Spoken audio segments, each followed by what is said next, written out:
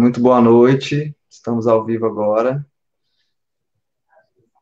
Eu gostaria de agradecer, primeiramente, né, a todas as mulheres aqui presentes que toparam fazer parte desse projeto, né, de trazer essa visibilidade e de discutir um assunto tão urgente, né, que está sendo omitido há tanto tempo. Então, a gente tem mais que obrigação de falar sobre isso e que bom que eu tenho essas mulheres, né, maravilhosas aí que toparam falar sobre isso.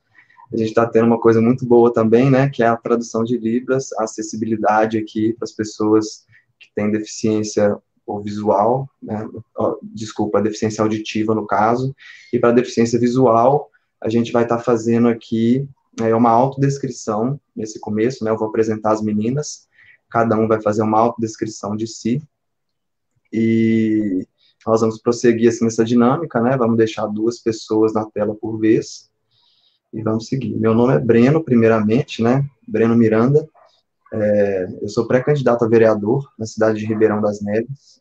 Eu acho que o vereador tem muitas funções, sim, mas as funções são, assim, maçantes, né? Fiscalização e a gente sabe que tem muitos outros assuntos urgentes a ser tratados. Hoje, inclusive, eu li um comentário de uma pessoa falando na internet que o vereador não deve levantar bandeiras e nem falar sobre nada disso, mas eu acho que deve sim, porque todo mundo que está para representar, né, tem que levantar mesmo as bandeiras e ir em frente. Então, isso aqui é uma das razões, né, desse trabalho e desse mandato que a gente tá acreditando que é possível, né, um mandato progressista, inclusivo, né, da diversidade. E primeiramente eu quero né, eu estou aqui sentado numa sala com fundo cinza, tem um sofá marrom atrás de mim, com uma almofada de flores coloridas. Eu sou branco, né? Eu tenho barba, uma barba castanho clara, tenho olhos azuis, sou careca. Estou usando uma blusa branca, né? Com detalhes rosa e laranjado. Eu quero, inclusive, aproveitar o momento aqui para poder mostrar, né? Qual foi uma das motivações também que eu tive de fazer essa live, porque faço parte do Maracatu Estrela de Aruanda, né? E nós somos do movimento BAC Mulher, né? Um movimento de empoderamento feminino BAC Mulher.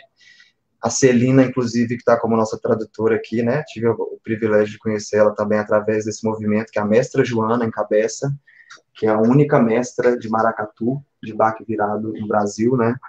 Então, ela vem com esse trabalho dentro da favela mesmo, de desconstruir o machismo, de desconstruir o racismo, né? A gente vê que as lutas, elas são congruentes, elas caminham juntas, e a mestra Joana está ali fazendo isso em cima da palafita, né?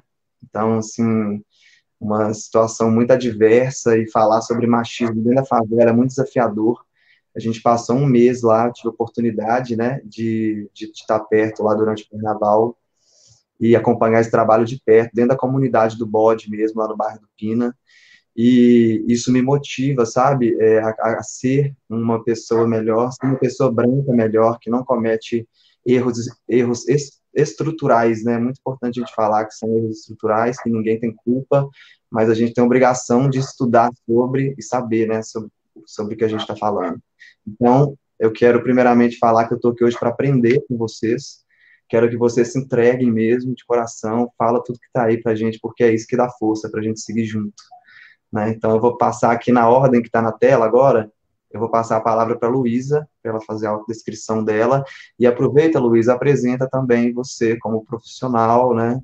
Fala a sua idade, fala as coisinhas sobre a sua vida aí para a gente, para essa primeira apresentação aqui, tá?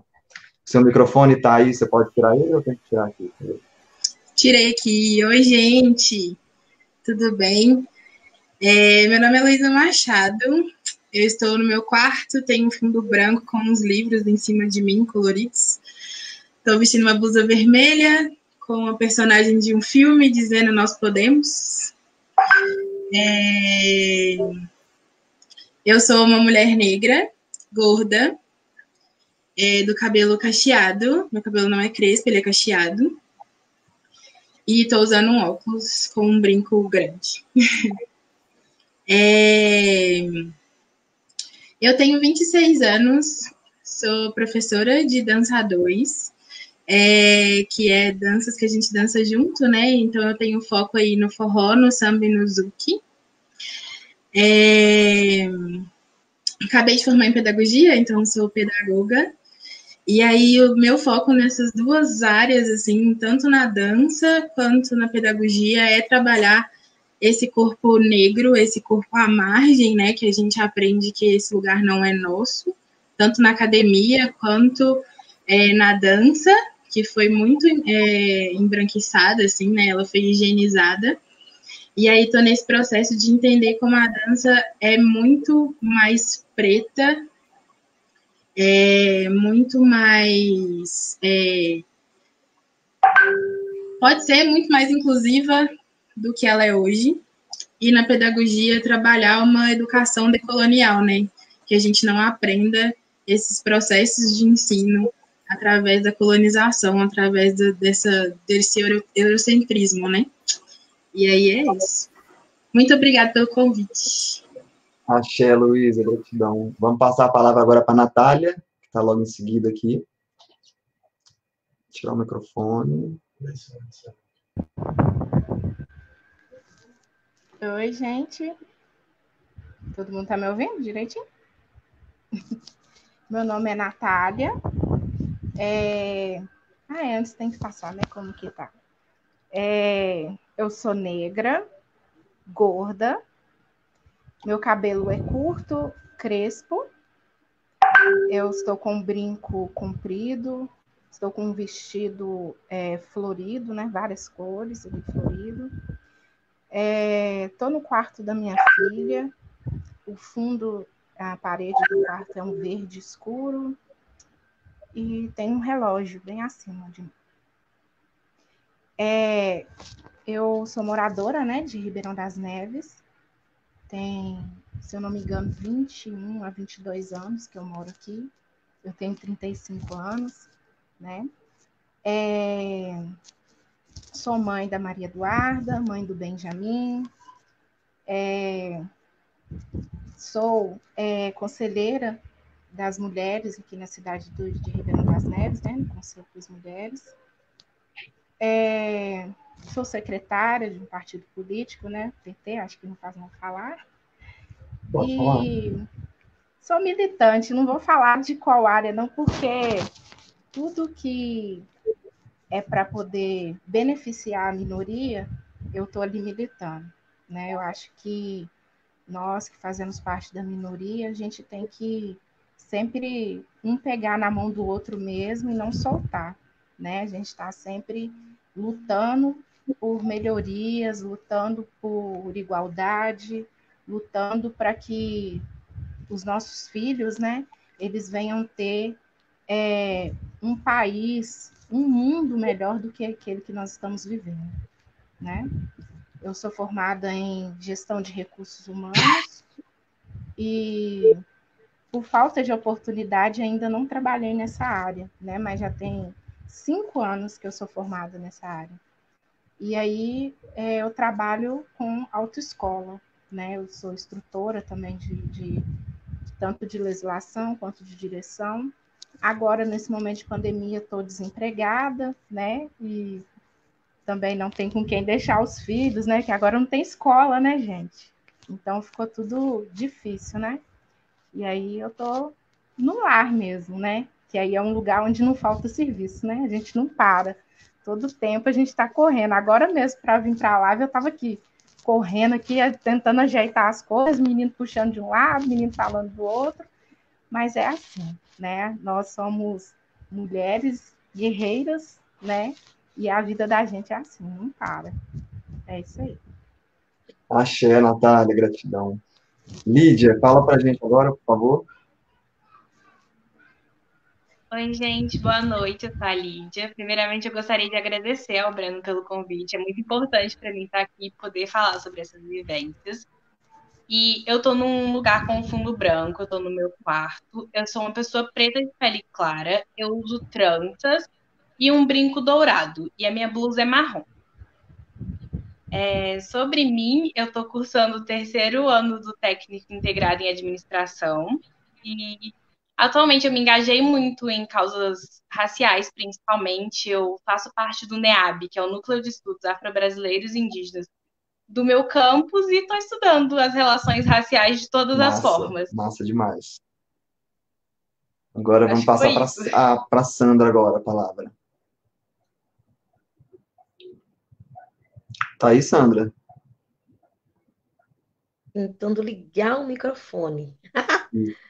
Oi, que prazer estar aqui com essas mulheres maravilhosas. Queria agradecer o Bruno por essa oportunidade, né, desse convite. Eu sou Sandra Munhoz, eu sou uma mulher negra, estou na minha sala, tem uma bandeira LGBT aqui atrás, uma plaquinha, né, Marielle, não sei se vocês estão vendo, né, tá aqui. Tem um turbante, estou com uma blusa cinza. Eu sou formada em pedagogia, eu tenho uma casa de acolhimento às mulheres em situação de violência LGBT aqui em Ceará, né, de advogadas que a gente atende as mulheres LGBTs que não têm condição de recurso mesmo para pagar, né, para estar nesse acompanhamento jurídico. E nós estamos aqui para fazer o debate, conhecer essas mulheres maravilhosas. E vamos que vamos. Boa noite. Ah, massa demais. Stephanie, você gostaria de se apresentar também? Autodescrição? Ou você acha que... Boa noite a todos. Meu nome é Stephanie. O meu sinal é esse. Preciso falar a formação? Não? Pode ser? Pode falar. Eu recebi o convite de uma amiga, a Celina. Sou formada em pedagogia também. E atualmente estou trabalhando como intérprete. E é um prazer estar aqui, né, participando, e espero ajudar e dar o meu melhor para todos. É um prazer para a gente ter você aqui, né? Especialmente uma mulher também negra, uma protagonista também, né? Então, seguimos juntos aqui. Uma coisa que eu separei para falar também, que eu acho importante, é sobre a análise do discurso, né? Só para não deixar passar batido, né? A Djamila Ribeiro fala sobre isso. É importante que a gente saiba que o lugar de fala, ele não é um dado proibitivo dentro da análise do discurso. Então, ele é justamente para analisar quem está enunciando aquele discurso, né? Esse discurso está coerente? Quem é a pessoa que está enunciando, né? Que é diferente de protagonismo, né? No caso, que a gente está falando aqui hoje sobre o protagonismo da mulher preta e periférica são vocês, né? Então, eu estou aqui só como um mediador mesmo, né? E tentando ter todo esse cuidado mesmo para não estar num lugar que não é meu, né? Então, assim, peço até vocês que me ajudem aí, né? Porque é complicado mesmo, mas vamos aprender junto aqui. Especialmente nessa questão, né? É um pouco estranho porque as pessoas falam assim, mas quem que tem que falar sobre racismo no caso, né? São as pessoas pretas, né? Então, assim, eu acredito que não, né, porque não foram as pessoas pretas que criaram o racismo, né? Então, o racismo foi uma estrutura criada para beneficiar, né, as pessoas de cor branca, e essas pessoas não tiveram que criar uma resistência racial, né? Então, assim, então a gente se beneficia desse sistema, poucas vezes a gente se sente constrangido por isso, né? Então, assim, é hora da gente debater até por isso, porque as pessoas debatem sobre cotas raciais, teve um debate esses dias aqui na internet que eu me posicionei também, porque as pessoas falam de maneira leviana, não sabem que isso é uma reparação histórica, né? O Brasil tem esse problema de ter uma amnésia histórica e cultural muito grande também. Então, justamente quem precisa de falar sobre LGBTfobia são pessoas heterossexuais que são homofóbicas.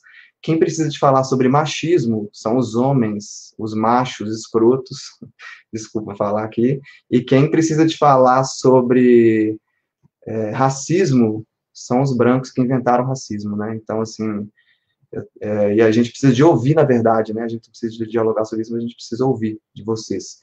Então, eu queria ouvir, assim, um pouco de cada uma desse relato mesmo, né, da resistência da mulher preta, né? Porque dentro desse projeto que aniquila a população preta do Brasil, né, nunca foi feito, por exemplo, um preparo quando a escravidão acabou para poder, né, acolher essas pessoas, muito pelo contrário, né? Então, assim, todas as políticas feitas no Brasil até hoje foram excludentes nesse sentido. Quando a gente teve o primeiro governo progressista em 2003, que foi o Lula, as coisas começaram a mudar, e hoje a gente já vive essa mudança a ponto de estar conseguindo debater sobre isso aqui, né? Então, a superexploração, né, da força de trabalho das mulheres negras, né, as empregadas domésticas do Brasil, a gente tem o caso da empregada doméstica, foi a primeira mulher que teve Covid no Brasil, foi uma empregada doméstica do Rio de Janeiro, ela andava 120 quilômetros para ela trabalhar, né, e ela pegou Covid da patroa dela, italiana, né, que estava viajando para a Itália, não sei, e que trouxe, né, então, assim, a patroa teve condições de se curar, porque ela tinha plano de saúde e tudo mais, mas a empregada doméstica não teve, né? Então, às vezes, quando a gente... É isso que a gente está falando, que as pessoas acham que tem a ver com meritocracia e não tem, né? Então, eu queria que vocês falassem do lugar de vocês, né? Da criação de vocês, do lugar de vocês de fala mesmo. Como que tem sido essa experiência na vida, né? Com esse momento político que a gente vive especialmente, porque antes tudo isso era velado, né, então a gente está tendo problemas, assim, nunca vistos antes de relacionamento, e como lidar, né, com o preconceito estrutural, tanto racismo quanto machismo, que acaba que a gente está falando da mesma coisa aqui, né, nessa live. Então, eu queria que vocês falassem um pouquinho da militância pessoal de vocês, de vida com os corpos que estão à frente de vocês, né, as pessoas vêm primeiro chegando, mulheres pretas, para depois vêm as pessoas que estão chegando. Então, como que é isso? Fala pra gente um pouco, por favor, Luísa, você já está aqui a primeira na tela, por favor? Ai, muitas coisas, né, gente? Eu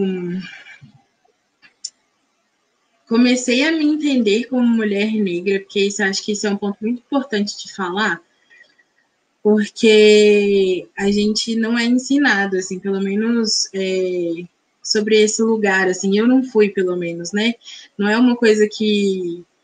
Eu sempre soube que eu era negra, mas eu não sabia que era uma coisa ruim, vamos dizer assim, né? A sociedade veio e me disse que eu era uma pessoa que estava à parte, né? E eu descobri isso um tempo depois. Então, a partir do momento, e eu entendo o meu lugar como mulher preta que tem acessos, né? Porque eu tenho 2 graduações, tenho uma família que está comigo, que é formada, meu pai, minha mãe, meu irmão. Então, eu sou uma mulher preta que tem acessos, que pode trabalhar com o que gosta, assim, porque eu trabalho com dança, que é uma coisa que eu gosto, que é uma coisa que não dá uma renda necessária às vezes, mas que eu ainda posso fazer. Mas dentro de cada um desses espaços, enfrentar alguns desafios, assim, né?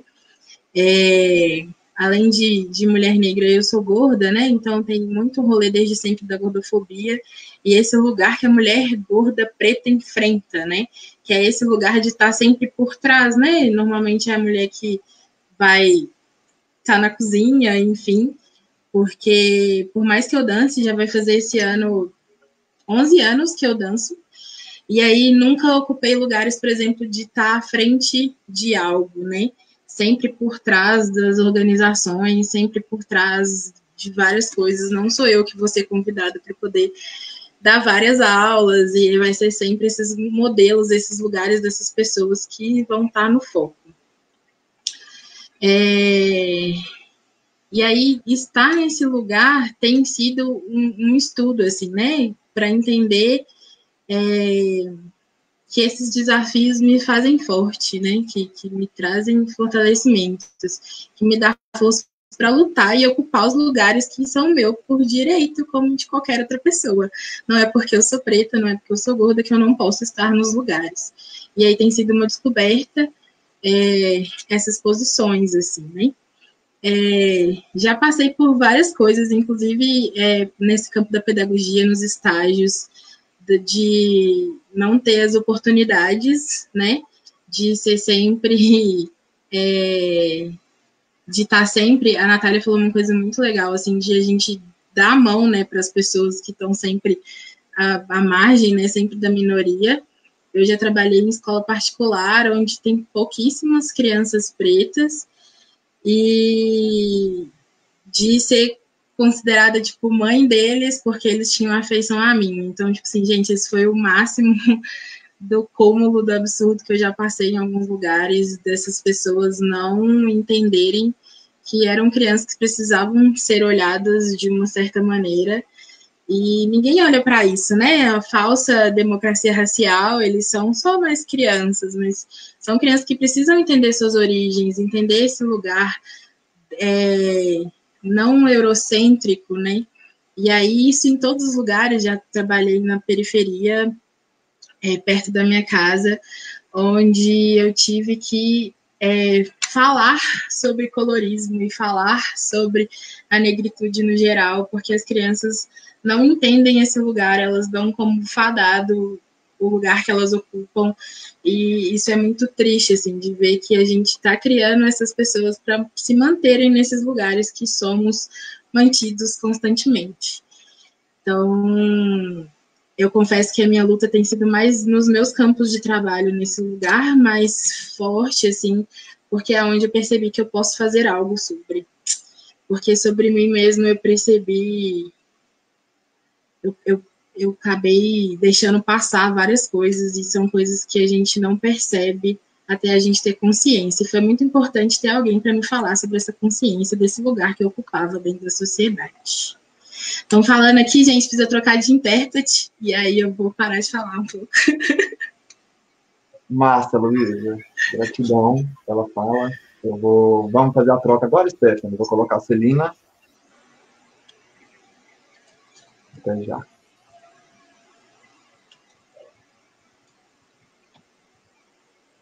Breni, mas eu acho que é isso.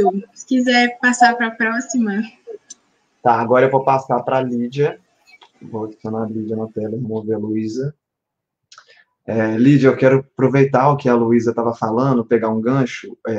Estava assistindo um vídeo do Quebrando o Tabu, falando, eram algumas crianças, né, e aí mostravam bonecas brancas e bonecas negras. Você viu esse vídeo? E aí as crianças falavam que a boneca branca era a boneca bonita, né? E aí, quando perguntavam para elas qual era mais parecida com elas ficavam meio com vergonha de falar que era outra, que era a boneca preta, né? Isso é um reflexo de que as crianças, isso é um reflexo do quão estrutural é o racismo, né? Então, assim, primeiramente a criação fictícia, né? Porque raça, não se fala em raça, nós somos seres todos iguais, seres humanos.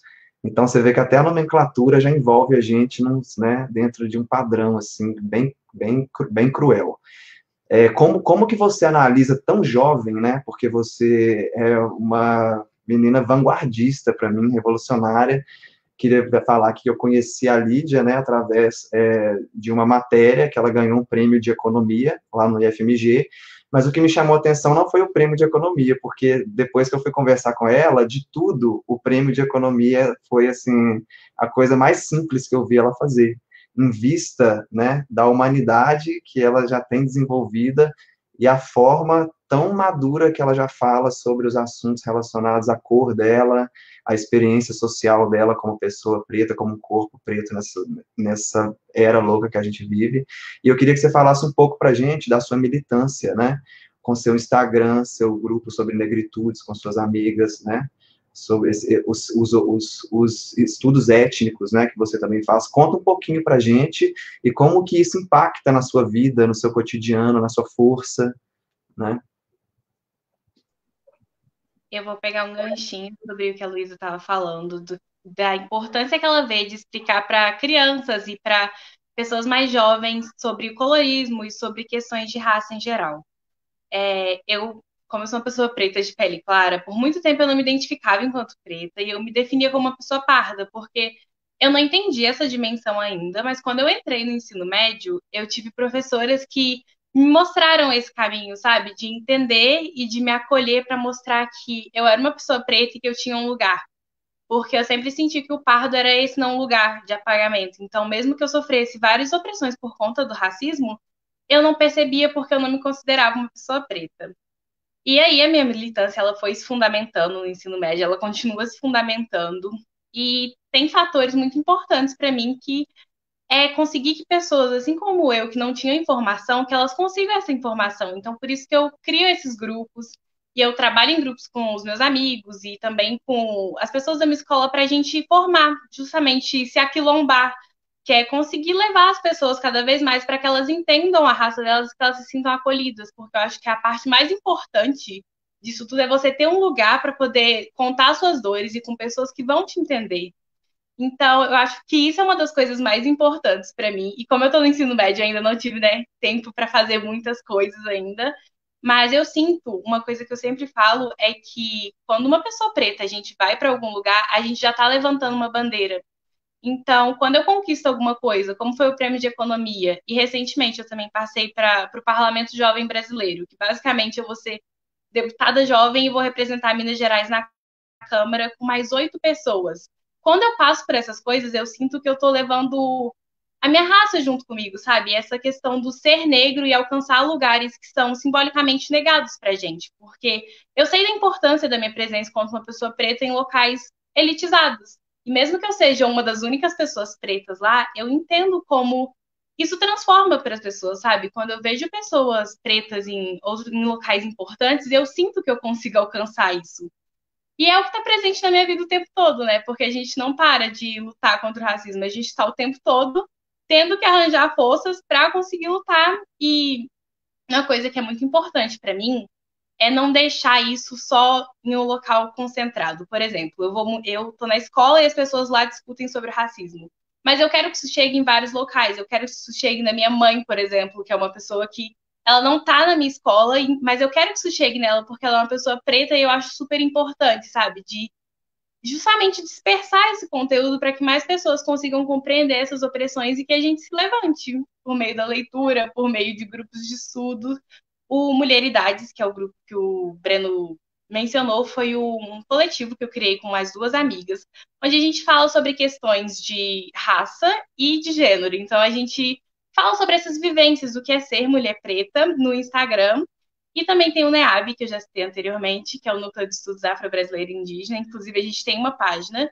E a gente também faz grupos de estudos para discutir sobre obras. Então, a gente discute sobre Angela Davis, sobre a Djamila Ribeiro, para a gente tentar construir isso mesmo dessa coletividade e espalhar os nossos conhecimentos para não ficar concentrados na gente. Eu acho que é isso. Massa demais, Lídia. Tem um fato curioso no IFMG de Neves, quero aproveitar a sua presença aqui um pouco mais, porque você vai ter que sair um pouco mais cedo, então eu vou tentar puxar suas falas agora. Você fala um pouquinho mais, você não se importa não, né? Então tá. O que eu queria te perguntar, o campus do IFMG de Ribeirão das Neves, ele é pouco acessado pela população local, especialmente pelas pessoas, né, de cor preta em Neves, que é a maioria, né, 70% da população de Neves é considerada preta, se autodeclara preta, né, e é um contrassenso, porque, assim, a gente vê bem que essas pessoas não estão tendo acesso, né, está ali na cidade para elas, é público, né, mas elas não estão conseguindo acessar. Você consegue fazer um panorama para a gente, né, o que impede essas pessoas de terem acesso ao campus, se isso é um problema de informação, se isso é um problema de formação mesmo ali como cidadão dentro de uma cidade que não faz essa inclusão, né, que não fala sobre isso.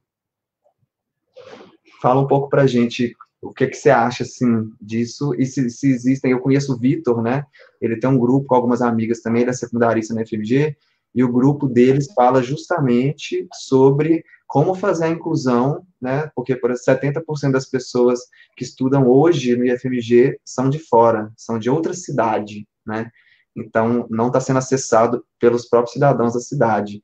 O que você acha que é possível fazer, além desses trabalhos que vão sendo feitos de formiguinha pelos militantes como você, pelo Vitor, como suas amigas, as amigas dele, o que tem que ser feito efetivamente como política pública, mais para que isso possa acontecer na sua opinião? Ok. Eu percebo realmente isso, porque nos anos iniciais do IF, a gente, por exemplo, tinha majoritariamente pessoas de Ribeirão das Neves, mas com o tempo isso vai mudando e a gente acaba tendo pessoas principalmente brancas, e também pessoas vindo muito de Belo Horizonte, porque por ser um instituto federal, é muito concorrido. E eu acho que isso é a base do racismo estrutural, porque a gente pensa que pessoas pretas majoritariamente não têm acesso a uma educação de qualidade. Então, elas não vão conseguir acessar o vestibular do IF para conseguir entrar lá. Eu, por exemplo, eu consegui entrar no IF, mas foi, tipo assim, muito difícil para mim, porque eu não fiz cursinho, por exemplo, eu não tive esse acesso, eu não sabia do IF, eu fiquei sabendo praticamente um mês antes da prova, e foi tudo muito corrido. Aí, felizmente, eu entrei, sabe? Mas nem todo mundo tem essa mesma oportunidade. Eu acredito que, como política pública, o que a gente tem que investir é em cursinhos populares voltados para pessoas pretas, porque só assim a gente vai conseguir fazer essa reparação, se a gente conseguir dar uma educação para essas pessoas competirem e entrarem lá. Já tem a política de cotas, que é muito importante que a gente tenha, mas eu acho que a gente precisa investir mesmo na educação de base e nessa criação desses cursinhos para que as pessoas consigam de verdade acessar. É o principal fator que eu acho. Massa, Lídia. Daqui a pouco a gente volta no Centão, a gente tem tempo ainda. Vou passar. Celina, tá tranquilo ainda? A gente vai fazer a troca do 40, é isso? Tá bom. Então agora eu vou passar a fala para a Natália, que está aqui na sequência. Lídia. Então, Natália, eu gostaria que você relatasse para a gente também, né, um pouco da sua história de vida, né, como que foi para conseguir, como se você teve uma estrutura, ou se a Luísa, ela foi uma mulher preta privilegiada, que teve acessos, né, como que foi isso para você, né, e como que é até hoje essa luta, ela diária, né, e ela constante? Então, primeiro, Breno, eu até esqueci de te agradecer, né, por essa oportunidade, né, você até citou uma frase aí que a Djamila cita, né, que fala sobre a fala precisa de escuta para ela virar um diálogo, né, e muitas das vezes nós somos impedidos de ter esse diálogo, né, para as pessoas é muito mais fácil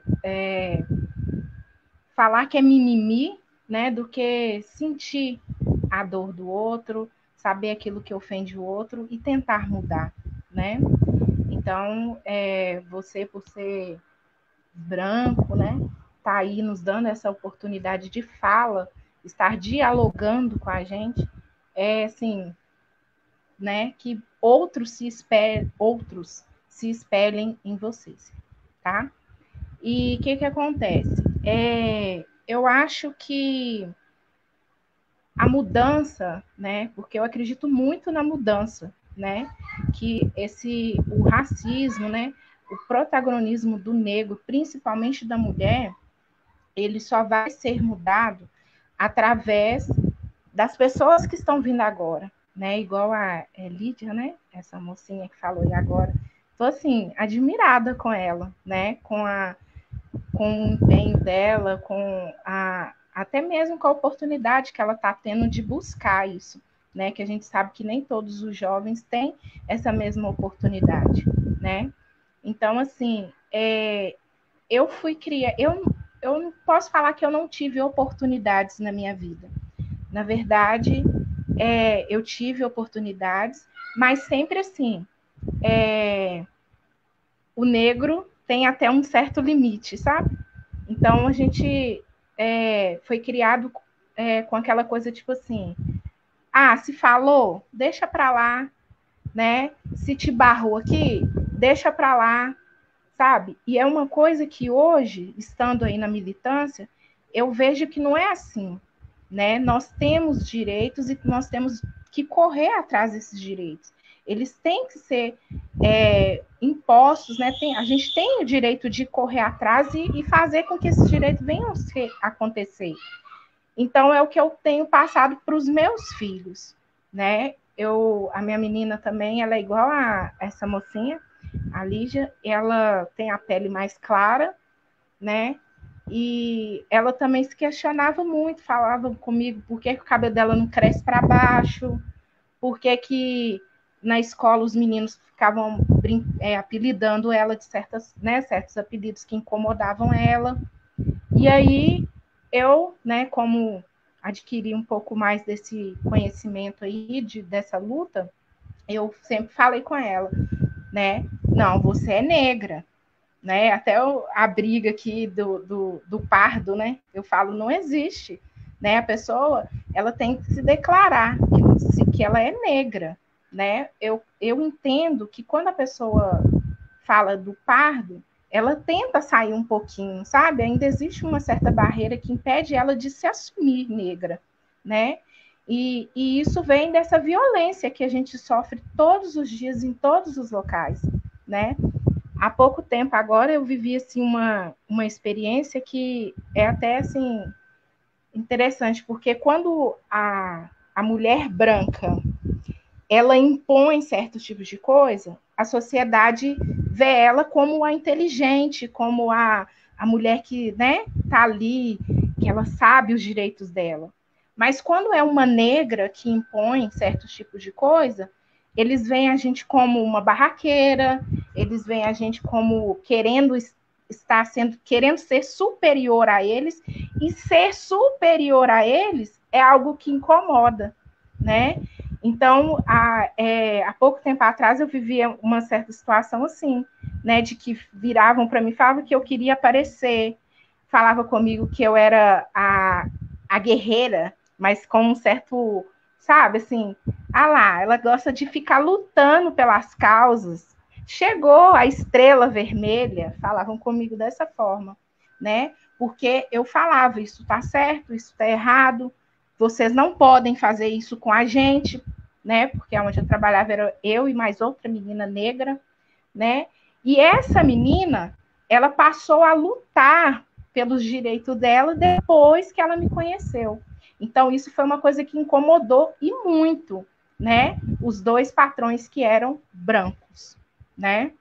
Então, assim, eu acho que a gente não pode desistir, né? Esses jovens que estão aí, que se acham muitas das vezes que não são capazes, porque, é igual eu tô falando, vem lá de trás, né? Os pais da gente ensinou para a gente a deixar, né? Apelidou? Ah, não, deixa para lá, né? Então a gente tem que pegar esses jovens de hoje e trabalhar com eles de tal forma que eles venham entender que eles podem sim. Aonde um branco chega, eles podem chegar sim. Vai ser mais difícil? Vai, porque a nossa luta, ela é uma luta, né, que gera um todo, né? Às vezes a gente vê aí uma criança branca que estuda numa escola particular, que tem uma boa alimentação, que tem todos os recursos, e uma criança negra da periferia, ela não tem esses mesmos recursos. Mas, se a gente trabalhar isso, se a gente não desanimar, eu acredito que a gente pode ampliar isso, né? A gente vê isso aí em tantos outros, a partir do governo Lula, né? A gente viu que isso foi uma coisa que prevaleceu, né? Que deu frutos. Então, eu continuo acreditando. Acho que é isso. Adorei. Muito bom. Severino, você quer aproveitar, passar para a Sandra? Vamos? Então, tá. Até logo, Natália. Até. Sandroca, tá aí? Aqui, eu tô. Vamos lá, então. A Stephanie tá aí também. A imagem dela não está aparecendo aqui. Aí, chegou. Peraí, cadê a Celina? Peraí, gente, deixa eu tirar a Celina. Sandra, conta pra gente um pouco da sua militância, né? A Sandra, além de ser uma mulher preta, ela é uma mulher bissexual também, e as lutas são irmãs, né? A mesma luta, e você é uma militante mesmo, né? Que está aí se engajando nas causas sociais mesmo, igual a Lídia tá aí começando agora, um protagonismo que está ali na frente de batalha, né? Conta pra gente um pouco aí do seu protagonismo, da sua história de vida, como que você conseguiu encontrar essa militância, né, a força para viver dentro dessa militância. Fala pra gente um pouco aí, pra gente conhecer melhor. Então, eu comecei com 13 anos de idade, né? Porque o meu pai, né, batia na minha mãe, e aí eu falei, não achava aquilo certo, né? E aí eu falei com minha mãe que ela não ia apanhar mais. E ela falou uma frase para mim que foi bem emblemática mesmo, de falar, olha,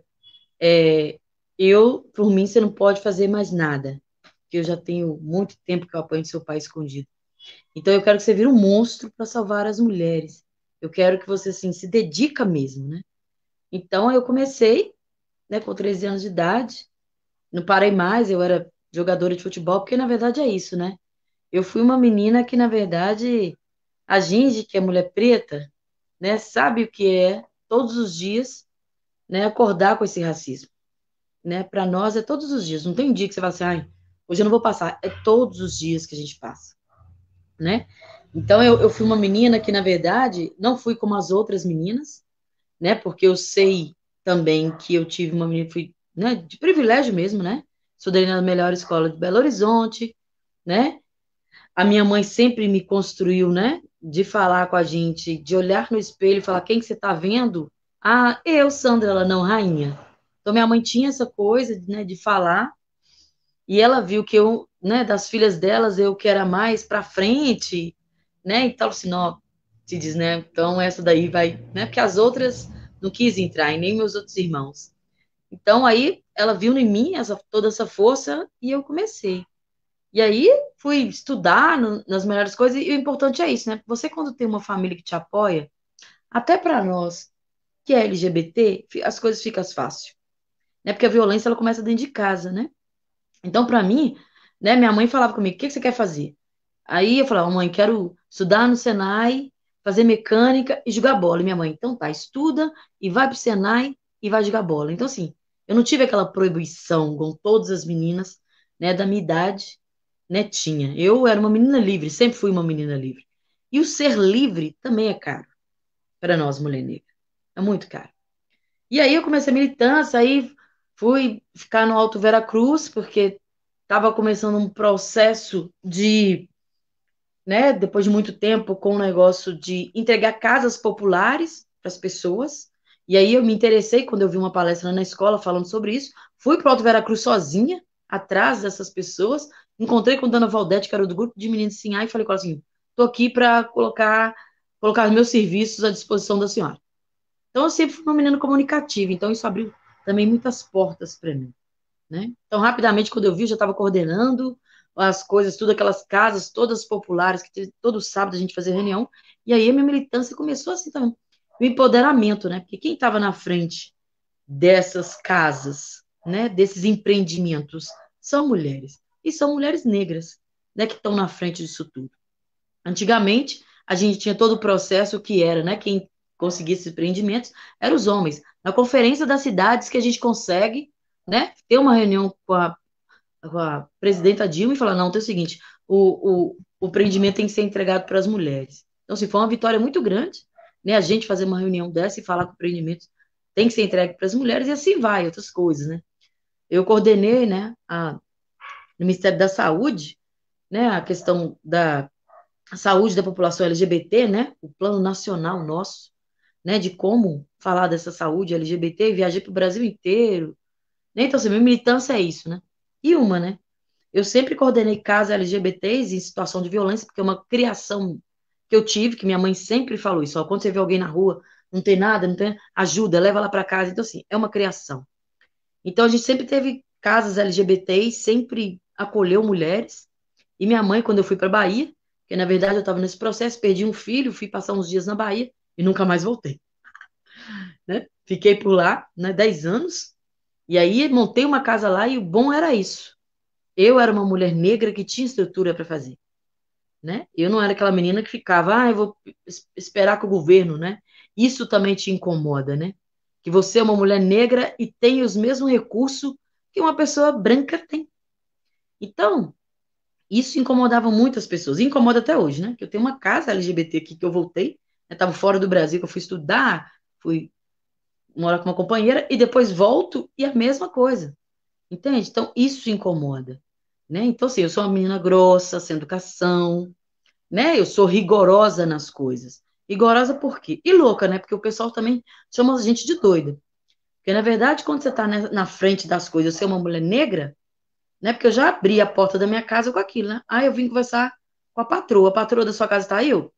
E era debochada, né? Que eu falava, Diga, querido, você mora nessa casa grande? Chama aí a patroa, está de onda. Entende? Então, assim, é o percurso que a gente vai. Então, fui coordenadora do Centro de Referência da Mulher, né? Então, assim, tá nesses espaços de poder, que são lugares para branco, na verdade, é muito difícil, né? Uma que você tem que se impor mesmo, né? E essa é cobrada. Não é tão cobrada para qualquer mulher, porque mulher também, ser mulher, já é cobrado por estar naquele lugar. Imagina para uma mulher preta, ou então uma mulher trans, uma mulher lésbica, né? Então, assim, a carga ela vem mais, uma mulher gorda, né? Deficiente. Então, a cobrança ela vem mais para nós. Então, a gente já fica com a carga, né? Então, para mim, assim, lutando sempre, né? Tá vindo o racismo, eu tô dando murro, né? Tá vindo os racistas, eu tô metendo fogo nos racistas mesmo, entende? Não tem papa na língua, eu sou uma pessoa, como eu falei, né? E brigando mesmo, né? E nessas brigas sai questão muito cara, né? Porque para estar nesses lugares, né? Eu acabei tendo muitos inimigos, né? E também muitos amigos, né? Então, assim, é uma coisa para nós que é muito difícil isso, assim. É uma coisa muito louca, assim. Eu fico pensando que é uma coisa, né? Hoje uma menina, a gente tá, né, fazendo live 24 horas hoje, e eu fico pensando nisso, né? A galera, assim, não desmerecendo, tá? Porque a gente tem que entender que a gente está aqui por causa da nossa ancestralidade, né? Eu, uma mulher negra, do candomblé, né? Entendo que a minha ancestralidade, né, fez todo o caminho para mim estar aqui. Eu não cheguei aqui porque eu sou bonita, porque eu sou bonita, né, gente? Mas atrás de mim veio outras mulheres. Igual eu tô, né, agora que eu sou uma bicha velha, né, tá vindo essa menina aí, novinha, eu esqueci o nome dela, que eu sou horrível para o nome das pessoas. E aí? Ela tá vindo agora. Mas lutas e lutas que estão vindo atrás. Então, é um ciclo, né? Para as mulheres, encorajar essas mulheres. É uma coisa muito importante isso. E o encorajar não é só chegar assim, não, você tem coragem, você é guerreira. Não. É igual eu faço, né? Assim, faço no sentido de pensar assim na escuta, né? A gente tem que escutar as mulheres. O feminismo fez muito isso comigo. Escutar as mulheres. Às vezes as mulheres, bom, muitos anos que eu estou nesse negócio de violência contra a mulher e LGBT, né? Que é mais agora, mas assim, às vezes a mulher ela não quer denunciar o cara. Às vezes a mulher ela não quer ir. Então você tem que entender que ela não quer. Você tem que respeitar isso, o ouvir, o respeitar ela é muito importante para encorajar ela para depois. Então muita gente acha que é só assim, não, vamos denunciar. Denunciar como, cara pálida? Se a delegada vira para ela e fala assim, nossa, mas você também, né, pai dos seus filhos, como é que você vai fazer isso com ele? Aí quando você chega lá, né, na delegacia, tem aquele papelzinho escrito, roupa inadequada não pode entrar. E aí já começa a afastar. Porque assim, eu passo violência, vou ter que ir lá em casa tomar banho e depois voltar a vestir roupa, né? Então, assim, eu sou uma menina muito grossona, porque esse serviço para nós foi muito caro, né? Porque a gente vê um histórico, né? As conferências de política para as mulheres, isso custa. Não é só para conferência de política para as mulheres. É você ficar infernada lá numa sala fazendo política para a mulher do Brasil inteiro, né? Então, muitos anos que a gente faz isso, né? Então, para mim, a minha experiência é essa. Tá vindo, eu tô arrancando a cabeça, macho escroto, tô arrancando a cabeça também. Aí tem umas mulheres escrotas também, então vem cá, querida, vamos conversar aqui, viu? Entenda seu papel, fia. Entende? Então, nesse sentido, assim, que eu venho fazendo a minha militância. E foi nessa loucura mesmo que as pessoas falam assim, a Sandra é muito doida, ela é louca, eu sou louca mesmo. E a minha loucura que fez eu chegar onde que eu cheguei, ganhar vários prêmios que eu ganhei, né? Estar em lugares que, na verdade, são considerados que não são para nós, mas eu estava lá, entende? Passei no momento histórico, né, político mesmo, da construção dessas políticas para as mulheres LGBT, que é mais, e assim, para mim é muito gratificante estar como uma mulher negra, né, estar nesse espaço de poder, que esse é o espaço de poder, é o espaço que a gente tem que ficar. E é isso aí. E vamos debater. Massa, Sandra. Legal demais. Gratidão. Aproveitando aqui para falar que você está engajada em políticas públicas, né? Está aí correndo atrás de conferências e tal.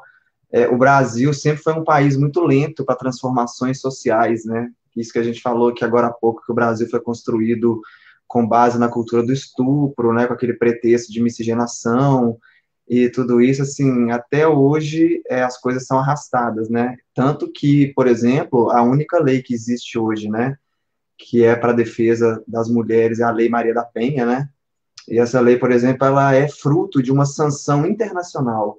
Então, a Maria da Penha, ela ficou tentando na justiça brasileira várias vezes ter uma resposta, né, pelo menos assim, O Brasil foi justa, né, processado, na verdade, né? caso de agressão dela, né, e ela nunca teve, ela foi recorrendo aos tribunais, até que ela foi na Corte Interamericana de Direitos Humanos, né, e um dos tópicos da sentença para o Brasil foi criar medidas internas para que as violências contra a mulher não acontecesse mais. E nesse momento é criada uma das leis mais modernas do mundo em relação à defesa dos direitos da mulher e violência doméstica.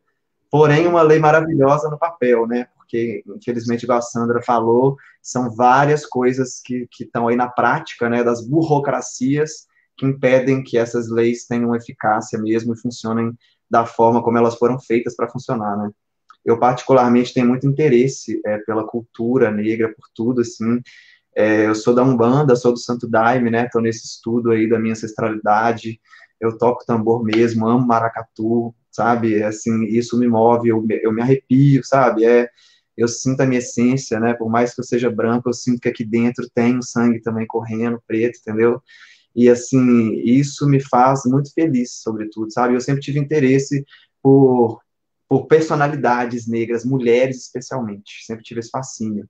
A gente fez um um trabalho que chama Tambor Sagrado, que é o maracatu com o Santo Daime, né? E a gente deu uma ideia da gente homenagear as mulheres, assim, a gente pegou várias fotos, né? Então a gente pegou Carolina de Jesus, Leila Gonzalez, né? Pegamos as mulheres mais expressivas da literatura brasileira, as militantes também, as guerreiras, né? Como Dandara, Rainha Zinga.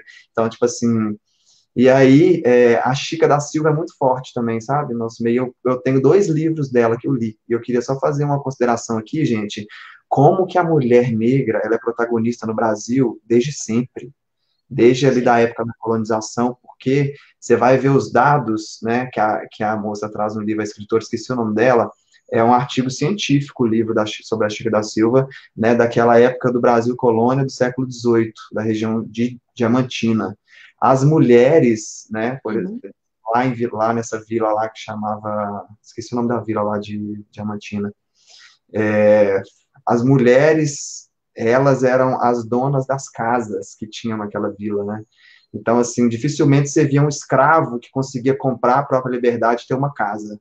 Mas 50% das casas que tinham na vila naquela época já eram das mulheres escravas libertas, que já tinham conquistado sua autonomia, já tinham negócios, elas compravam também pessoas escravizadas como elas, para poder trabalhar, né? Porque, assim, era o que tinha aí, né? Naquela época não existia nenhuma informação, a resistência ainda estava muito no começo, né?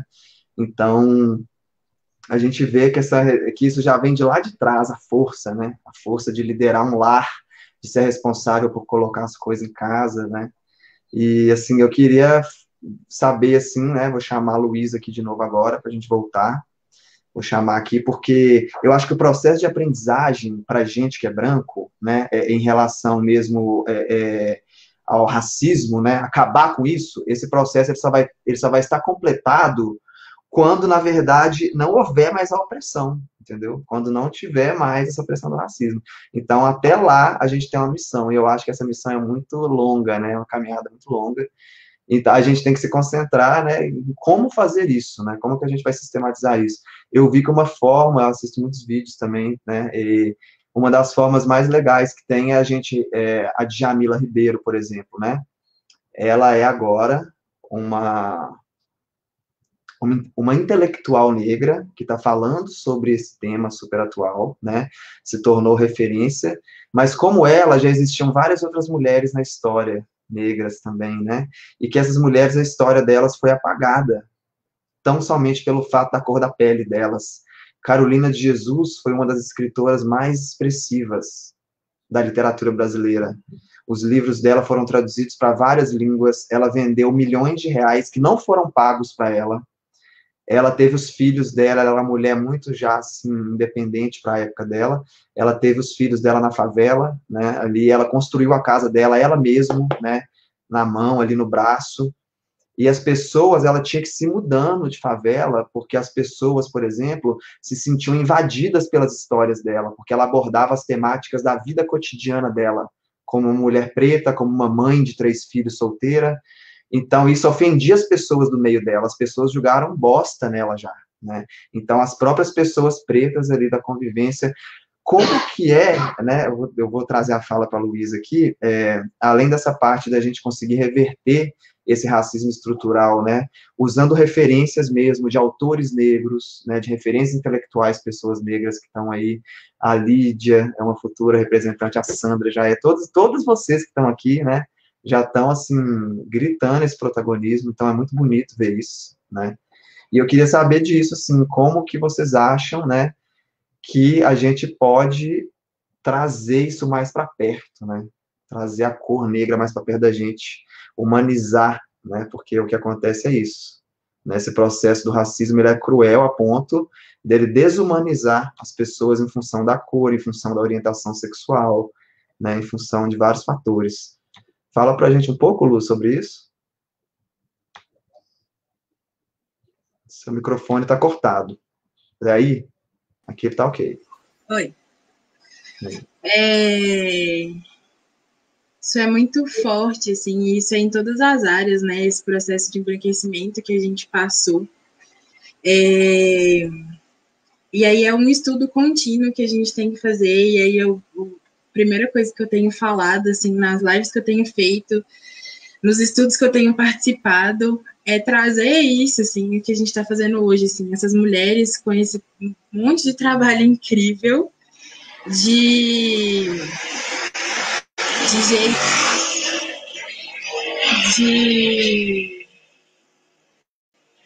buscar essas referências mesmo. Isso que a Sandra falou foi muito importante, assim, que eu tenho aprendido muito na Umbanda, que é de saber da minha ancestralidade, né, que eu nunca estive só e que eu nunca fiquei sozinha, assim, né, estamos sendo acompanhados e vieram muitas pessoas antes de mim, antes de todos nós, para que a gente estivesse aqui hoje, né.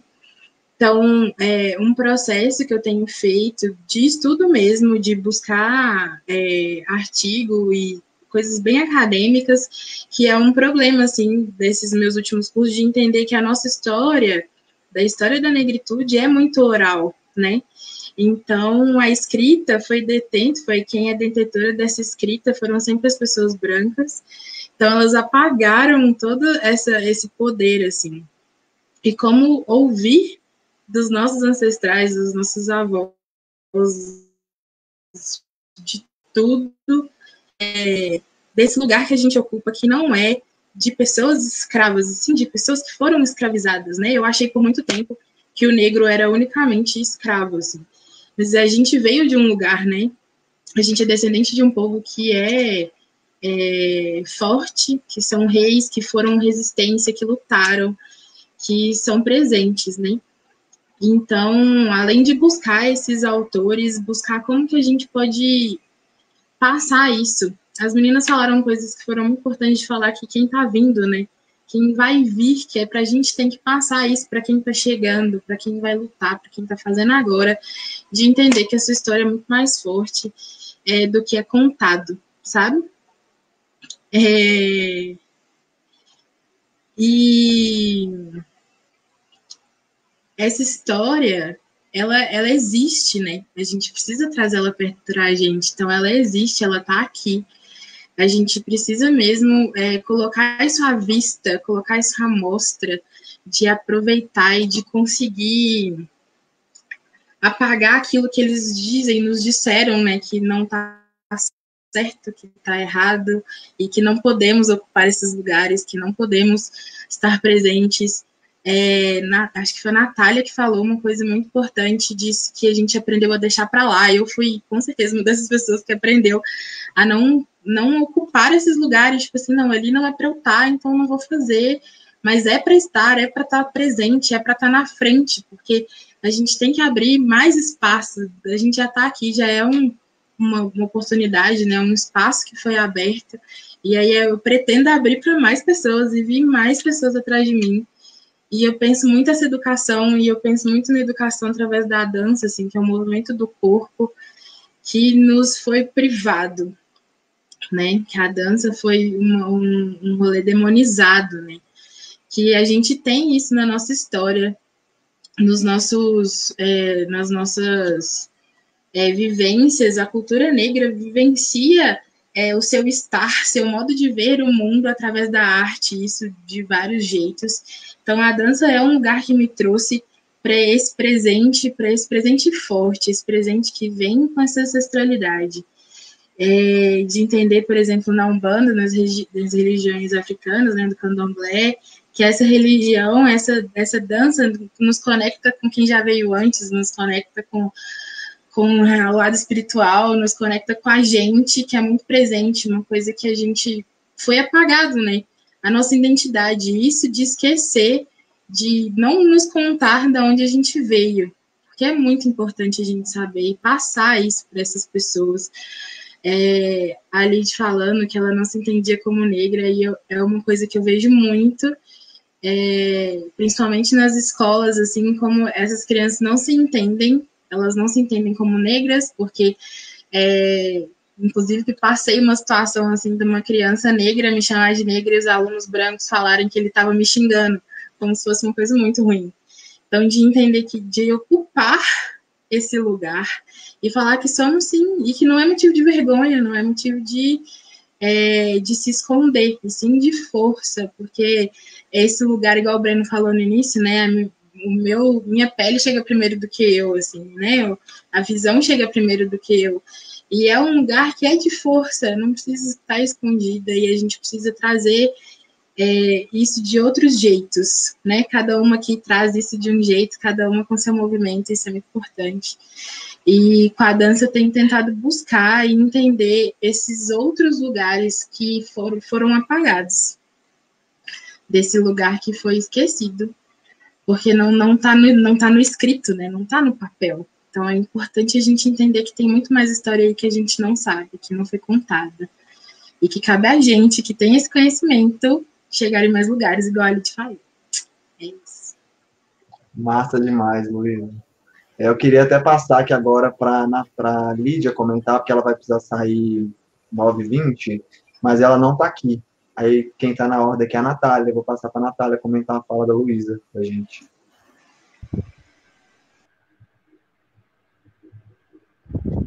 Natália.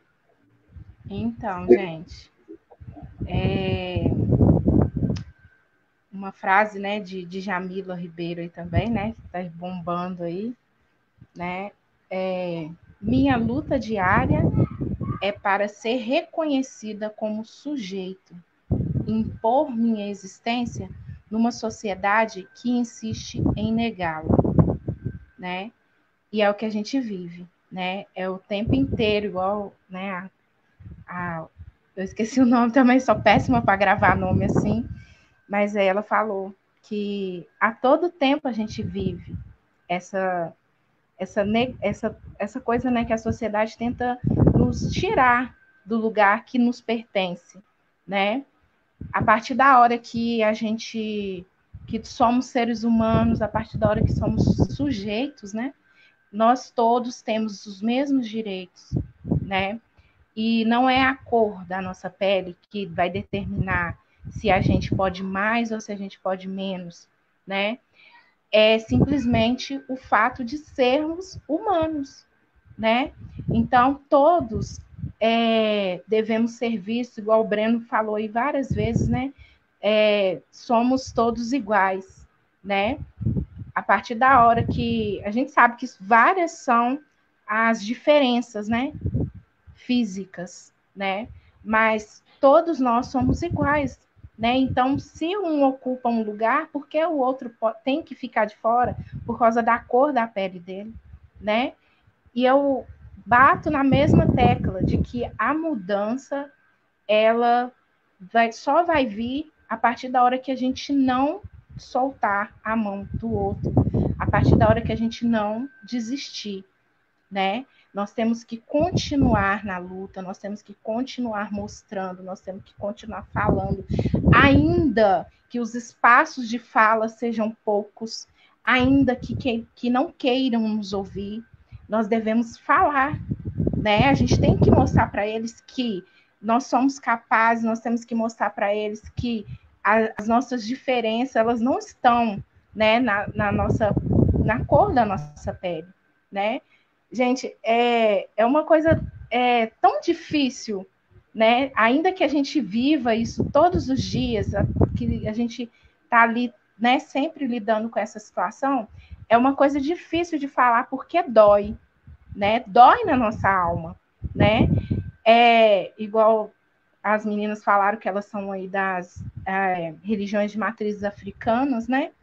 E aí a gente vê que as coisas vêm, a nossa existência, ela foi até endemonizada, né? Endemoniaram os nossos ancestrais, né? Pegaram as pessoas, trouxeram elas de fora para cá, de lá da África para cá, elas tinham uma religião, eles batizaram essas pessoas na religião delas, pegaram aqueles deuses que elas criam, endemonizaram esses deuses, né? E aí foram apagando a nossa existência, porque eu, por exemplo, eu cresci, né, falando que as pessoas de matrizes africanas, elas eram pessoas endemoniadas, que eram pessoas que, né, não tinham, que faziam coisas ruins com as outras.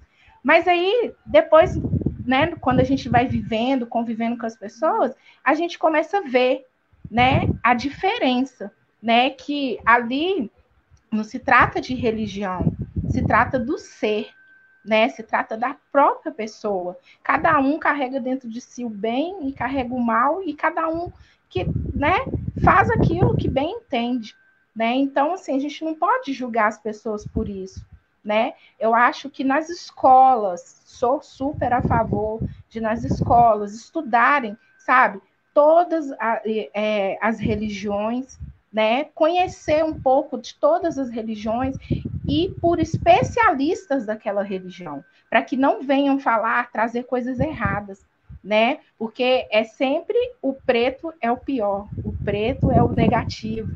E não é assim, né? A gente sabe muito bem que isso é a pessoa, é aquele ser que existe dentro que vai se caracterizar bom ou ruim, né? Então, assim, acredito muito que tem que ser mudado. O mundo ele vai passando por transformações, as pessoas vão passando por transformações. Chegar até onde nós chegamos hoje já foi assim um grande alcance, né? A gente hoje tem ocupado vários lugares, a gente vê, ainda que são poucos, né? Diante do tanto de pessoas negras na sociedade, ainda são poucas as pessoas que estão à frente de vários trabalhos, que estão aí na televisão, que estão na política, apesar de serem poucos, mas estamos conquistando, né? Então, isso tem que ser trabalhado.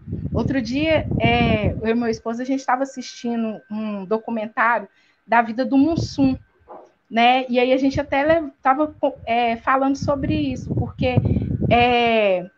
as piadas, como elas eram racistas, gente, né? A gente vendo elas hoje, a gente não acha graça nenhuma, né? Porque eram coisas que as pessoas aceitavam, né? E isso hoje foi mudado, né? Então, que a gente venha continuar nessa luta mudando, né? Essa forma de viver, né? E acreditando que a gente pode estar sempre alcançando mais. Legal, Natália. Eu também, esses dias, coincidentemente, você falando sobre o Mussum, eu também fui assistir uns programas antigos aqui e a gente ficou bobo também assistindo, sabe? A gente ficou assim, gente, como que era assim, né? Tipo, como que eles conseguiam rir daquela situação, né? As próprias pessoas, assim, estavam nesse papel, né, também, as próprias pessoas negras também estavam nesse papel da piada, né? Totalmente alheias à situação, então, é muito triste. Mas o que você fala aí da escuta, né, sobre a Djamila que você falou antes, fala também, eu acho muito interessante porque, tipo assim, tem a diferença entre ouvir e escutar, né? Então, as pessoas acham que se ela está sentada te ouvindo, ela está realmente, que aquilo que você está falando está realmente entrando dentro dela, né, em forma de mensagem, E, assim, isso é um problema da energia. As pessoas, elas não estão abertas para isso. É Então, o verdade. desafio é, na verdade, ouvir, escutar, aprender e depois ensinar também para quem está em volta da gente, né? Então, É assim, a gente está verdade. fazendo essas lives aqui com esse propósito também, que a gente tem um grupo de maracatu, né? Tem o Barracão, tem esse projeto, então, assim, a gente está tentando levar essa informação para as pessoas, né? Já que mudou em tão pouco tempo, você vê lá do Mussum, né? Tão pouco tempo, mas também demorou muito, né? É. Então, a gente tem essa esperança, esperançar é isso, né? É esperar, mas fazendo alguma coisa. Não ficar ali parado esperando as coisas acontecerem, não. Eu queria É chamar a verdade. Sandra também para poder complementar a fala nesse sentido. Assim. Ah, não, a Lídia está aqui, ó. Peraí, eu vou ligar a Lídia, porque ela vai ter que sair 9h20. Que aí ela já vai se despedir da gente também. Ai, peraí, gente. O microfone dela aqui está fora do ar. Peraí, parece que entrou. Vamos esperar um pouquinho.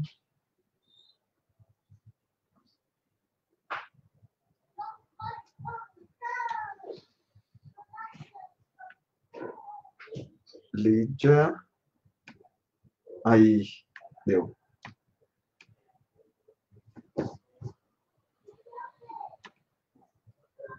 Tá ouvindo, Lídia?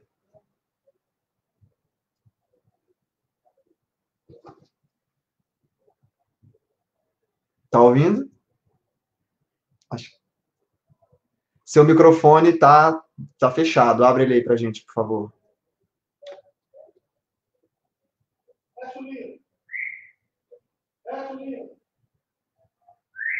Aqui para mim ele tá aberto. Acho que ele tá fechado aí para você mesmo. Olha aí, por favor.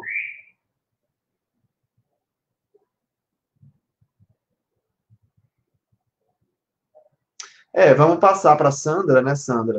A Sandra vai comentando para a gente aqui até a Lídia conseguir voltar para se despedir. Que Conta uma para a coisa gente. que é fundamental, que é o seguinte, né? A gente que estudou né, nas escolas, tem uma coisa que a literatura, né, a história, ela não conta a verdade nunca, né? A gente tem que entender que a gente não foi trago da África, né? A gente foi escravizado, a gente foi tirado, né, daquele lugar que a gente pertencia, né? Que a nossa ancestralidade lá que eu falo, nosso povo era reis e rainha, né? Então tinha uma outra cultura, uma coisa, tanto que quando chega aqui, né, com as questões, né, de Portugal, essas coisas, é tanto que para nós, como, por exemplo, por isso que ele fala assim, ó, tem que entender que o pessoal fala assim, você fica nesse negócio, né, Nossa Senhora Aparecida, não sei o quê, então tem que entender isso, é histórico isso. Porque pra gente, né, cultuar os nossos orixás, a gente fazia o otá, né, a gente não, né, o nosso povo, né, claro, fazia nosso otá lá e colocava Nossa Senhora, a imagem dos brancos ali, entende? Então era assim. Como a Lígia chegou, ela tá falando, porque eu acho legal que ela vai sair, não é isso? Tá ouvindo, gatinha? Ela tá conseguindo? Acho que essa mona tá congelada. Ela tá tentando entrar. Deu um probleminha na internet dela, eu acho, gente. É, eu acho. Também. Mas continua a fala aí, Sandra, que eu vou deixar ela Tá, aqui com vocês, caso ela consiga voltar, ela. tá bom. Então aí tem isso, né? Que era isso. Então a gente tem que entender que também que é um processo para nós. Se você for na Bahia, tem uma igreja que é é o Rosário dos Pretos. E quem abre é o tabaque lá. Aí fala assim, mas não pode casar com a igreja católica. Mas era aquele momento. Então a gente tem que entender também o processo histórico que foi. Então, aquele momento, para nós viver, entende? Porque a gente tinha que viver assim, fazer estratégica de sobrevivência. Então, a estratégia de sobrevivência que a gente teve para cultuar nossos orixás, essas coisas, foi assim: colocar a pedrinha, o otá, né? A gente chama de otá, a pedrinha, colocar embaixo, né? E Nossa Senhora de Lourdes, Nossa Senhora de Fátima, e embaixo estava ali, entende? Mas nunca deixando de cultuar nossos Exu, porque a gente ia, né? O nosso povo ia para a rua levar, né? As comidinhas dos nossos Exu. Então, assim, é um processo também que para nós foi doloroso. A gente foi falando do processo, é, o Brasil, ele, na verdade, Princesa Isabel, essas coisas, mas tem que entender que tudo, né? O Brasil foi o último. né? Princesa Isabela não é boazinha, como conta na história, que ela liberou o nosso povo preto. Não foi isso. É porque o Brasil foi o último dos últimos, né, a assinar a lei. Então, para não ficar muito vergonhoso, né, que aqui, né, igual a Lei Maria da Penha também, para não ficar vergonhoso, né, teve que fazer e assinar, entende? Então, assim, tudo é histórico esse processo, né? Então, para a gente, tudo, você pode ver que é luta, né? O nosso povo lutou muito, né? E tem uma coisa também que era muito interessante, né? Porque as meninas, né? Eu fiz pedagogia, essas coisas, então eu estudava muito, né? Para assim, para entender o que a gente estava falando, né? Por que a gente. A Lígia conseguiu? Tadinha, ela tá toda congelada, essa bicha. Ai, meu Deus. E aí a gente tinha esse processo, como por exemplo, por que fazer a festa de 15 anos?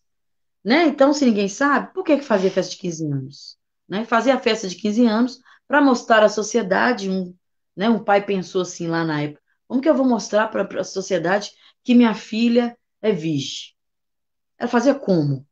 Né? Então foi, colocou a festa de 15 anos, já sei, vou fazer um banquete e fazer uma festa e apresentar minha filha para a sociedade.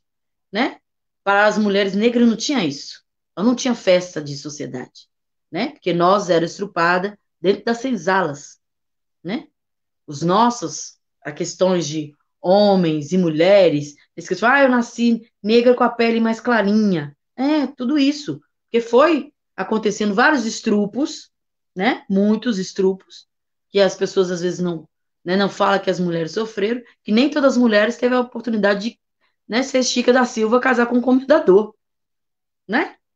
Então, né? A Chica também, claro, que passou todo o preconceito daquela cidade, né? Óbvio que ela passou. Eu tô falando que não teve oportunidade de casar, né? Com o comendador. Então, assim, foi a nossa. Tem que entender que é a nossa sociedade. E outra coisa que é muito interessante que a gente não fala. Quando os portugueses chegaram aqui no Brasil, né? Eles truparam várias índias, que ninguém fala, né?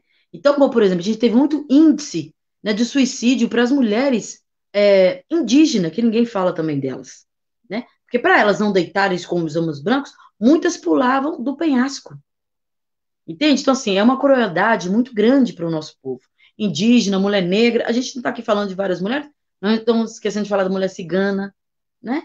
Então, assim, cada mulher, só, né, de nascer mulher, é um sofrimento. E para uma mulher também transformar em ser mulher, também é um sofrimento. Porque para mulheres também trans é um sofrimento, né? Que a sociedade, ela, né, é uma sociedade que mais mata nós LGBT e principalmente, né, quem são essas mulheres que estão morrendo. São mulheres trans, travestis, que não têm oportunidade de trabalho. Então, quando ela é mulher negra, também tem isso também, tem esse viés, entende? Então, assim, a gente está lutando sempre, sempre, sempre, sempre, e a gente vai lutar sempre, sempre, sempre, porque aí tá vindo as meninas novinhas, eu já posso descansar, mas estou de olho em vocês, né, para a gente contribuir e ajudar, porque para a luta que a gente conseguiu fazer, né, para estar aqui, eu sempre falo com os meninos, me falam assim, ai, que legal, né, a gente tem hormônio para nós LGBT, meu amor, para você estar tomando esse hormônio LGBT, você não sabe da política nacional que a gente teve que enfrentar, né, e outras pessoas que vieram, né, então eu acho que é super importante a gente falar esse momento histórico, né, que a gente viveu, né, que o Brasil, né, o mundo é violento para as mulheres, porque a gente está falando de uma cultura, né? Mas a gente esquece de outras, porque tem culturas piores do que a nossa, né? É tanto que agora que as mulheres na Arábia Saudita, ou não sei aonde lá, conseguiram tirar a carteira de motorista para sair, né? Para dirigir, ter oportunidade, nós estamos em 2020, foi 2019 que elas conseguiram. Entende? Então a gente está falando, né, do direito ao voto. Quem eram as mulheres que votavam? Não eram as mulheres negras que votavam, eram as mulheres brancas que estavam lá, né? E para as mulheres pretas cuidaram dos seus filhos. Isso a gente sabe. É tanto, né, que a gente sabe aí da história de Miguel, né? Que a mãe, né, nesse processo de pandemia, quem é que sofre mais? São as mulheres negras. Que fica esse negócio, vão ficar em casa? Quem é que fica em casa? Não é as mulheres negras. Que a gente continua indo para o trabalho, né? E levando nossos filhos até acontecer, né? A história de Miguel, na verdade, veio dar na cara da sociedade o que é ser mulher negra no Brasil, né? Então é isso que a gente tem que começar a debater sobre isso, né? Esse é um assunto muito importante para debater na pandemia e como que nós mulheres, né, vivemos e sobrevivemos nessa pandemia. Legal, Sandro. Gostei muito de sua fala, inclusive porque você falou do Miguel, né, agora no final, e eu já tinha até colocado aqui no roteiro duas coisas que eu achei importante falar nessa live, que eu acho que, igual você falou, são aquelas coisas que te faz ter a sacada, né, que tá ali para a gente ver a diferença, né, que foi a empregada doméstica, a primeira que faleceu com Covid, e o menino Miguel. Uhum. Igual você falou aí, né, que não foram trazidos da África e tal, né, foram sequestrados, primeiramente, né, um povo que foi sequestrado das suas origens, né, para ser trazido para a sua força de trabalho ser explorada em outro continente, né, e um plano que tinha um tempo também, né, porque eles sabiam que aquilo ali não ia durar muito tempo, que a comunidade internacional não ia permitir que ia haver um levante. Então, quando acaba isso, né, eles impedem a formação de uma classe média negra em todos os países que tinham escravidão. A polícia surge nos Estados Unidos no fim da escravidão para proteger as propriedades privadas dos homens brancos. Então, você vê que tem muito a ver com a história também do Brasil, né? Então, tipo assim, você vê hoje, o Brasil tem uma terceira maior população carcerária do mundo, né? Uma população carcerária de jovens e de negros, na sua maioria, quase 70%, né? Então, ou homens brancos não praticam crime no Brasil, né? Essa é a lógica. Ou então, por exemplo, né, temos o exemplo do menino Miguel, de 9 anos aí também, que mostra que a justiça brasileira, ela tem um sistema duo para poder julgar, de acordo com a cor da pele da pessoa, né? Então, assim, isso é extremamente triste e a gente está aqui justamente para poder falar sobre isso, jogar luz nesse assunto, né, que está precisando. Porque Pode além... ver também, Bruno, que é o seguinte, ontem a gente teve uma formação com a Crioula do Rio de Janeiro, que a gente está fazendo, né, levantamento assim, de pedir ajuda mesmo, que o processo de Miguel está parado. Porque como é uma família muito poderosa, né, a gente estava articulando mesmo, nós mulheres negras estamos articulando, fazendo para ver como que ajudar a mãe de Miguel. Né? Então a gente assim tá mandando mesmo para o Ministério Público, ajuda aí, como é que vai assim? E tem que ser assim, porque a lei no Brasil a gente sabe como é que é, né? Lenta, né? Lenta para preto, né? Porque para branco tranquilo, né? Então, aí a gente estava numa reunião mesmo para a gente ver como é que a gente vai fazer, porque o processo está lá parado e não vai andar, porque a culpa, que como assim, uma pessoa abre o elevador, vê uma criança e aperta um botão para subir. Porque se qualquer pessoa vê uma criança, né, daquela idade, chegar assim e falar assim, ô, meu amor, cadê sua mãe? Não, não tem isso, então vamos subir assim, e aí deu o que aconteceu, entende? Então a gente está pedindo assim, né, depois eu coloco lá, eu acho que é legal colocar lá na sua página sobre isso, né, que a gente está pedindo mesmo as pessoas para mandar assim, a gente fez uma carta e pedindo para mandar, porque a gente quer saber o que é que está acontecendo, né, que essa galera tá aí parada e a mãe de Miguel tá aí, né, sofrendo, a mãe de Águida, né, a mãe de outros e mais outros, né, porque não tem só. O Rio de Janeiro, né, e os outros lugares, né, são os campeões, né, de balas, né, que falam com perdidas, mas a bala é nunca perdida, ela é para esse corpo negro. E a gente sabe o corpo que está lá no ML, né? A gente sabe muito bem. O menino João Pedro também, né, foi assassinado pela polícia, e a gente vê todos os dias casos, é até triste a gente falar sobre isso, né? Então, eu quero chegar agora nas considerações finais, né? A gente, assim, gostei muito, queria agradecer você primeiramente aqui, né? Queria te pedir para já deixar uma mensagem para as pessoas, depois eu vou passar para as meninas também, mas primeiramente queria agradecer você como mulher preta resistência, por estar aí na linha de frente, colocando seu corpo à disposição dessa luta, colocando sua vida à disposição dessa luta. A humanidade só vai ganhar com isso, né? A luz está lá acesa e a gente tem que manter a luz do universo acesa. Isso é o mais importante. Sempre.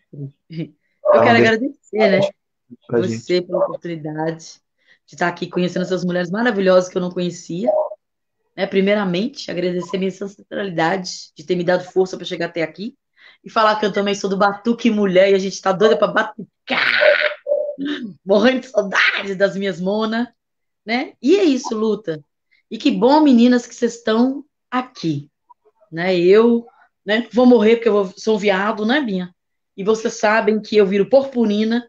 E eu, sim, quando eu vejo essas meninas novas chegando agora, eu fico muito tranquila, né? Porque eu sei que vai dar continuidade, né, dessa luta toda que a gente veio, né, e nossos passos vêm de longe, né? Como se diz aí, né?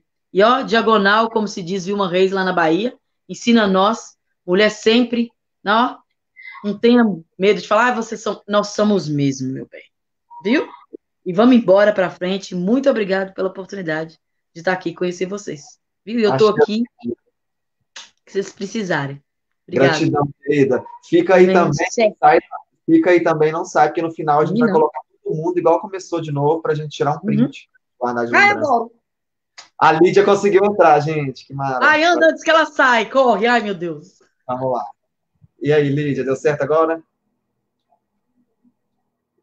Antes que a minha internet boicote de novo, que eu sinto que vai ser logo, Então, eu vamos queria mais colocar uma vez agradecer por esse convite, porque foi muito importante para mim, né? Não consegui ficar aqui por muito tempo, a minha internet boicotou o tempo inteiro, mas enfim. Todas elas são muito, muito interessantes, são muito inteligentes. Eu fico muito feliz de ter tido essa oportunidade de dividir esses passos.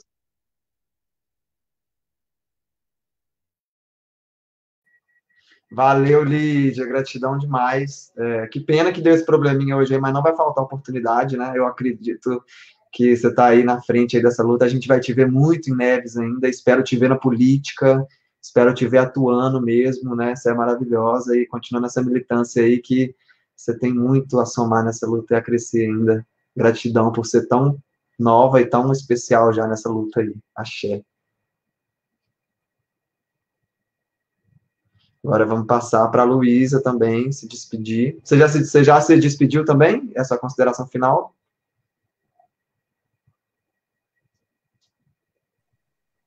Sim. Então tá bom. Valeu. Agora a Luísa. E Lu, faz a consideração final para a gente aí, ficar à vontade. Então, gente, eu acho que essa live foi muito autoexplicativa, várias dicas, várias possibilidades aí para a gente estudar, para a gente ir atrás e ir atrás dessas pessoas, para a gente começar a entender o que a gente não está vendo, assim, né? Eu gosto muito de falar que é importante, depois da gente ter visto uma live como essa, fazer o teste do pescoço mesmo, de olhar quem ocupa qual lugar dentro da sociedade e o que a gente pode fazer por isso, assim. O Breno falou no início sobre o racismo, assim, né? Quem tem que falar sobre o racismo. Tem um artigo muito bom de um colega, assim, da Bahia, que eu não vou lembrar o nome agora, mas ele fala no artigo dele uma coisa muito importante, né, que o racismo não é sobre os negros, mas é assim como os brancos tratam os negros. Então, branquitude, vamos fazer algo, assim, vamos juntar para conversar. A mesma coisa a gente fala sobre o machismo, né, que não as mulheres estão aí lutando, defendendo o seu, mas é importante que os homens conversem sobre isso. Então é importante que a branquitude converse também sobre o que ela pode fazer, porque a gente tem que andar junto, cara. A gente não tá aqui, eu não tô aqui para poder passar por cima de ninguém, mas vou lutar pelo que é meu. E acho importante que a gente ocupe mais e mais os lugares. Muito obrigada de novo pela oportunidade. Estou muito feliz de ter conhecido esse monte de mulher incrível e estou muito feliz. Gratidão, Lu. Gente, queria falar que a Luísa, ela é uma professora de dança, assim, maravilhosa, que vocês não têm ideia, que é uma desconstrução muito grande mesmo, porque quando eu fiz algumas aulas com ela, tipo assim, a gente já chega daquilo, né? O homem pega aquilo, lado direito e tudo mais, e começa a guia, e tipo assim, não tem isso, né, gente? Então a gente vê essa tendência da liberdade mesmo, da descolonização de todos os tipos de pensamento, né? Dessa quebra de paradigmas, de dogmas, ela é diária. Então, quem tiver a oportunidade de conviver com a Luísa e de fazer aulas de dança, ela é uma super profissional e a energia dela é maravilhosa. Então, só coisas boas aí, quem quiser. Só queria recomendar, porque eu já fiz aula de dança e amei. Gratidão. Né, quando a pandemia terminar, te espero de volta aqui no Barracão. Eu também. Gratidão, amor. Gratidão. Um beijo enorme para você. A gente vai se falando. Tamo junto. Vou passar a palavra agora para a Natália se despedir, deixar uma mensagem para todas as pessoas que assistiram essa live, para todo mundo, do mundo e do Brasil. Então, primeiramente, né, agradeço aí pelo convite. Breno, assim, fiquei muito feliz mesmo de você ter me convidado, né, para estar aí compartilhando um pouquinho, né, do que eu penso, do que eu vivo. Agradecer também pela companhia aí dessas mulheres maravilhosas. Gente, vocês estão, assim, de parabéns, cada uma mais maravilhosa do que a outra, né?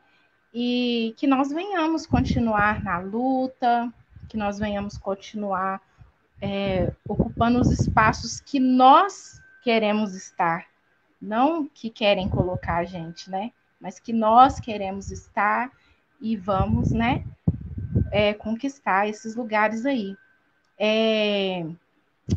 Que seja, né, o nosso espaço aí para poder falar do que é ser negra, de como ser, né, de como quebrar essas barreiras aí, que seja na religião, que seja na escola, que seja na dança, né, igual a Luísa aí, né, que às vezes fala de dança de negro, o pessoal só lembra de samba, né? E aí o negro que não samba, eles questionam, né? Porque você dança, não samba, não sabe sambar? Uai, a gente sabe dançar aquilo que a gente quer aprender a dançar, né?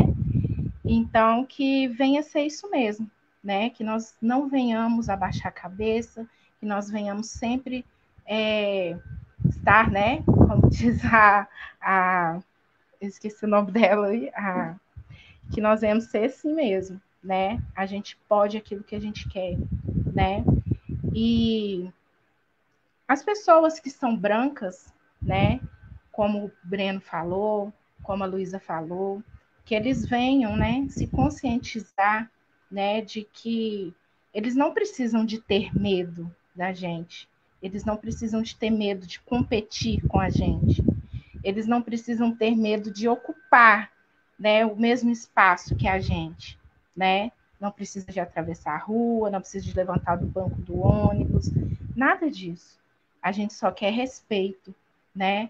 A gente só quer que eles venham conversar com a gente, venham nos ouvir, né? Porque não é vergonhoso a gente ir quebrando, né? Ir retirando, né? Que o pessoal fala a desconstrução, né?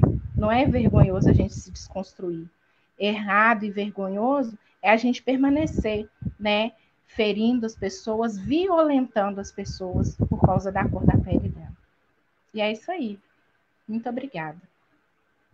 Falou tudo, muito bom. Eu queria fazer um improviso aqui, que não estava nesse vídeo, mas se a Stephanie se sentir à vontade, eu gostaria de colocar a Celina aqui, para ela também passar uma mensagem para a gente, porque ela também, ela veio aqui, né, a Celina, eu convidei a Celina no primeiro momento, para poder fazer a tradução de Libras, e a Celina deu essa ideia brilhante de convidar uma mulher, né, igual a Stephanie, uma mulher preta também, para poder ter esse protagonismo. E eu queria pedir ela, se ela não se incomodar, de falar algumas palavras para a gente aqui sobre a militância dela e encerrar também, se é a última fala, para a gente tirar a foto depois. Você se importa, Stephanie? Deixa eu só me arrumar aqui um pouquinho.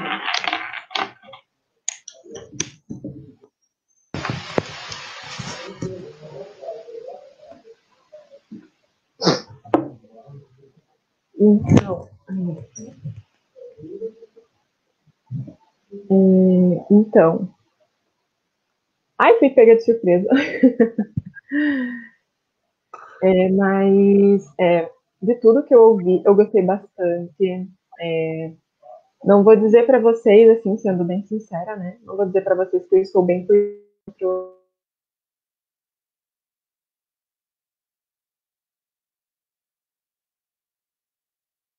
até porque realmente é muito difícil na minha sala, né? E sempre teve aquela dificuldade, né? Tipo, até hoje, assim, eu pergunto, o que você faz?